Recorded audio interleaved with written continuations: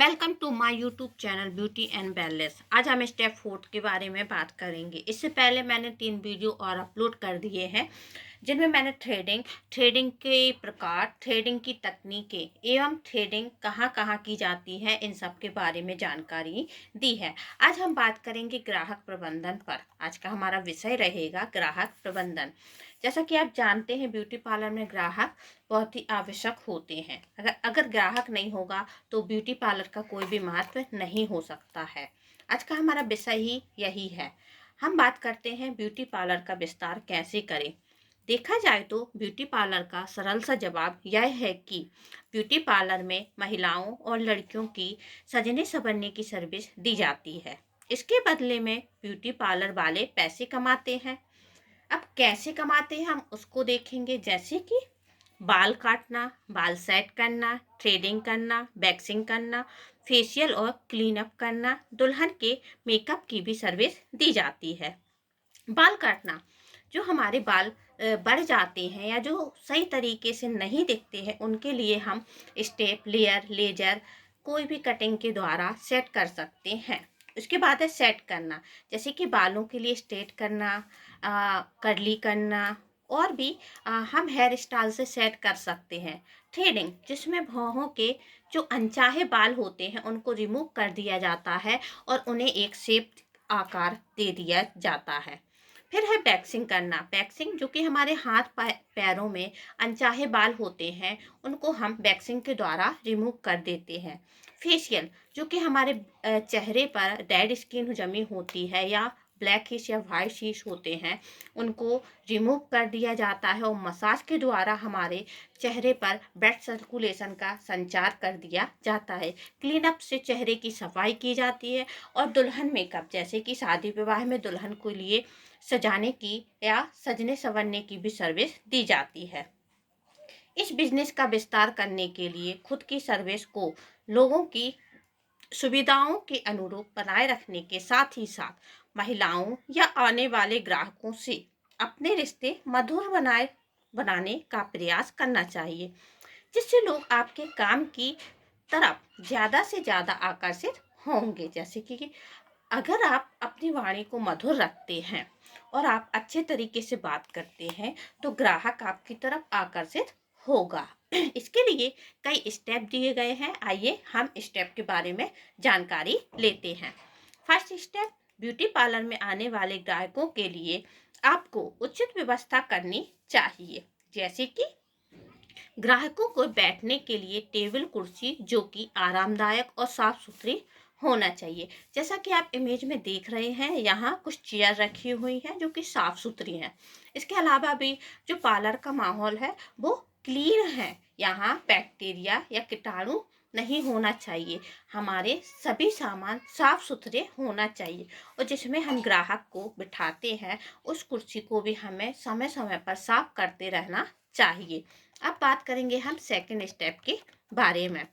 जैसा कि आप देख रहे हैं, अपने ब्यूटी पार्लर को हमेशा ही साफ रखना चाहिए और उसमें होने वाले उपकरणों को भी साफ रखना चाहिए तथा इन्हें समय समय पर सफाई करते रहना चाहिए। अब जैसे कि आप टूल्स देख रहे होंगे इमेज में, कैंची है जो कि बालों की कटिंग के बाद बहुत से पार्लर वाले ऐसे ही रख देते हैं, जबकि इस कैंची को हमें साफ कर कर रखना चाहिए। कंघा, जो कि एक ग्राहक के ऊपर इस्तेमाल हो जाता है और वही दूसरे ग्राहक पर इस्तेमाल नहीं करना चाहिए। जो टूल्स दिख रहे हैं इन सभी को किसी कस्टमर के ऊपर ट्राई करने के बाद उसको साफ करके रखना चाहिए, ताकि जो इन्फेक्शन अगर किसी कस्टमर या ग्राहक में पाया जाता है तो आने वाले अन्य ग्राहकों पर वो ना फैल सके।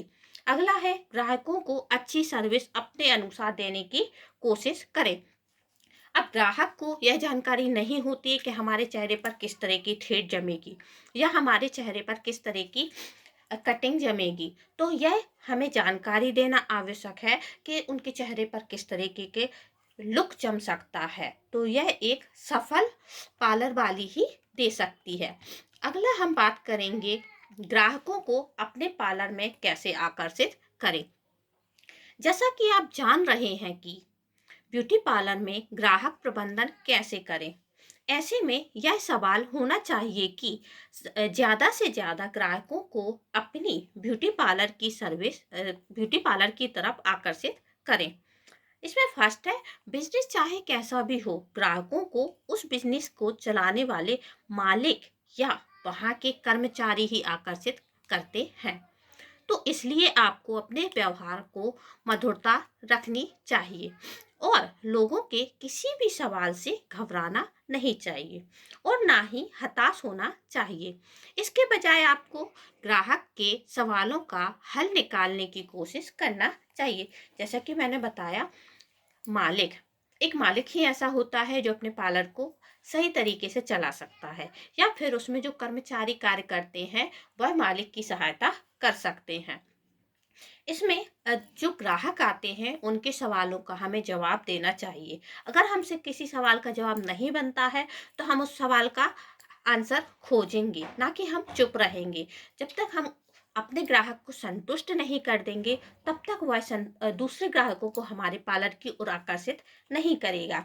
अगला है, शुरुआत में ग्राहकों को लाने के लिए अपने ब्यूटी पार्लर का प्रचार प्रसार भी कर सकते हैं। जैसा कि मैंने बोला है, जो कस्टमर हमारे पार्लर में आते हैं अगर वह हमसे संतुष्ट होकर जाते हैं तो वह दूसरे ग्राहकों को भी हमारे पार्लर के बारे में जानकारी देंगे और हमारे पार्लर की ओर उनको आकर्षित करेंगे।